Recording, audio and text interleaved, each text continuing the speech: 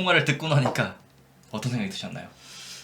뭐 생각은 좀 많이 들긴 했는데 그 무슨 이런 남북한의 뭐 경제적인 격차나 이런 생각을 떠나서 북한에서 고생 많이 하던 친구인데 한국 가서 잘 산다고 하니까 너무 좋구나. 그렇게 험한 사회만은 아니고 새 땅에 가면 기회도 있구나라고 좋게 생각을 했어요. 그러니까 그 친구가 나한테 보낸 편지들이 한국 사회에서 본인들이 누리는 문화적인 수준 그리고 물질적인 풍요 이런 것들을 많이 어필을 했어요. 네. 그리고 나에 대한 그런 보고프다는 감정 이런 것도 많이 썼는데 저는 그 당시 뭐 저도 이제 먹고 싶은 거 먹는 수준은 됐으니까 네네. 너무 이런 물질적인 것보다는 한국 사회에서 잘 살고 있다는 게 너무 고마웠고 그리고 이제 내가 떠난 사랑에 대한 좀 미운 감정 그런 게 많잖아요. 아, 네.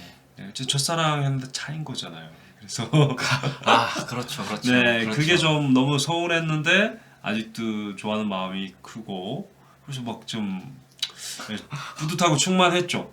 근데 문제는 결론은 한국 오겠냐. 네. 네, 이 말이어서 사실은 처음엔 거부감이 있었어요. 막 이렇게 막 그 가열되다가 찬물을 탁 네. 그 맞은 느낌. 네. 네, 그래서 우리가 그렇게 땡긴다고 갈 수 있는 나이도 아니고 이제 가족도 있고 책임져야 될 가족도 있고 그게 쉬운 일이 아니라서 그거는 안 될 것 같다 하니까 그 가족이 있으면 가족도 다 데려오면 안 되냐 그러는 거예요. 여자친구분이 되게 멋진 것 같아요, 제 생각에. 그래서 일단 한 번 아니라고 했으니까 네. 아니야 그것도 안 돼.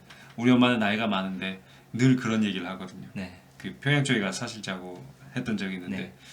그 나이 든 나무는 옮겨 심으면 죽는다 뭐 네. 이러면서 그렇죠. 그런 게 있죠. 완전 완고하거든요. 그래서 아니 안 돼 하고 그날 끊고 왔어요. 네.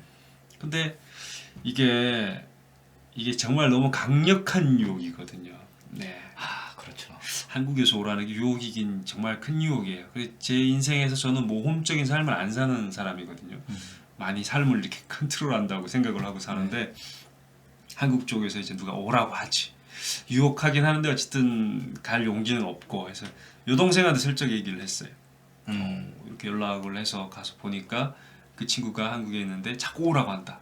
근데 가족도 데리고 오래. 자기가 그럴 능력이 있대. 그러니까 여자친구 이제 여자동생 입장에서는 너무 좋은 거예요. 그래요? 오빠 가자. 네. 여자동생도 출가를 안 한 상태고 음. 나도 장가를 못 간 상태였고 네 그렇게 엄마 있고 아빠는 돌아가시고 그렇게 살았는데 계속 가자 하니까 이제 그 없던 마음 슬슬 드는 거죠. 그래서 이거 가야 되나 말아야 되나 그런 생각 많이 했습니다. 그래서 한 8개월 고민했던 것 같아요.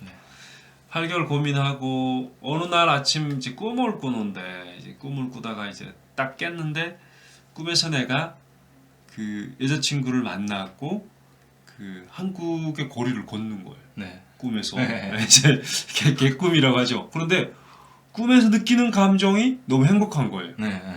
그래서 내가 깨나 보니 꿈에서는 자기를 속이지 못하거든요. 그쵸. 그래서 솔직한 무의식 감정이 나오고 속에 이제 내 감정이 나오는 그래서 거니까. 와 내가 한국 사회 가면 행복하겠구나 이거를 꿈을 통해서 확인을 했어요. 그리고 이제 낯선 곳에 가는 것에 대한 두려움, 내가 뭐 이제 상대적인 박탈감, 그리고 이제 학력 다 포기하고 경제적인 능력 다 제로가 되는 거고. 네.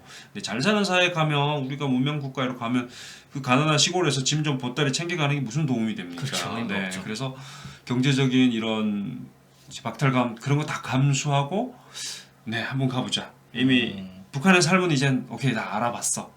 내가 이제 여기서 7, 80까지 늙어가도 이젠 뻔해.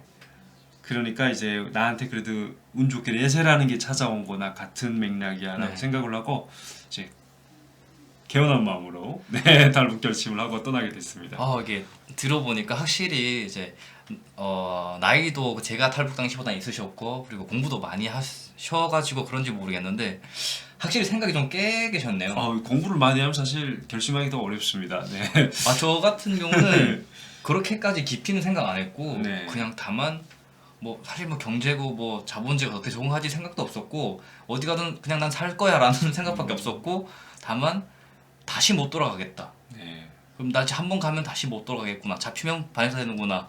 뭐 이런 생각밖에 없었는데 다 생각의 차이가 너무 달랐던 것 같습니다. 네, 사람은. 아무래도 뭐 생각할 게 많습니다. 30 지나면.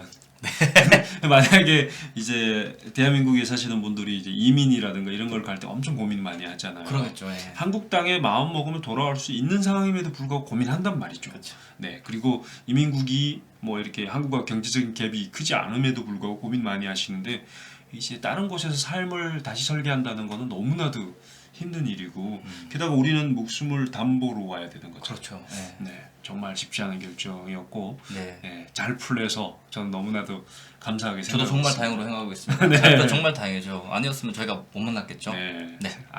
그런 상황 상상도 하지 마세요. 아, 네, 저도 상상도 상상만 하기 하기도 소름 끼칩니다. 만약에 문제가 생겼다면 너무 싫습니다. 네. 끔찍하죠. 저 아까 말씀하셨다시피 대한민국에서 다른 나라로 이민 가는 것도 많은 고민과 걱정과 여러 가지 플랜을 계획하고 하잖아요.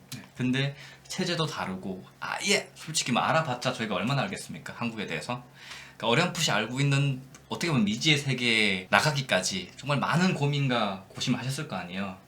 결심을 하고 이제 떠나는 문제인데 심각하게 이제 중요한 문제가 들어서는 거죠. 근데 북에서 생각을 할 때는 이제 탈북을 해서 이제 강을 건너가서 어떻게 간다 이런 생각을 구체적으로 못했어요. 모르죠 기본적으로. 그러니까 중국 건너가면 끝인 줄 알거든요. 그렇죠. 그래서 중국 건너는 북중국경 문제를 제일 큰 비중으로 다뤘고 그쪽에서 이제 요구한 게 뭐냐면 나보고 뭐 탈북 고민하지 마.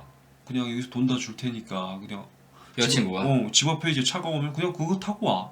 그래서 수면제 먹고 자고 깨어나면 한국일 거야. 뭐 이런 식의 멘트를 안 진짜요? 했어요. 그래서 나는 와 이거 뭐야 이사 가는 것보다 더 쉬운데? 그러니까요. 이사는 짐이라도 쌀 게 있는데 나는 이거 짐도 버리고 이제 기쁜 마음으로 마음의 준비하고 한잠 자고 깨어나면 한국이라고? 너무 행복한데? 나 그렇게 생각했어요. 네네네. 요즘 좀 탈북도 쉬워진 시대구나 이렇게 생각을 했는데 정작 딱 부딪히니까 그렇지 않은 거예요. 그럼요. 네, 일단 해산 쪽에서 나를 들어오라라고 사인을 보내는데 우리 집 식구를 다 같이 들어오라는 거예요. 3명을 함께 들어오라.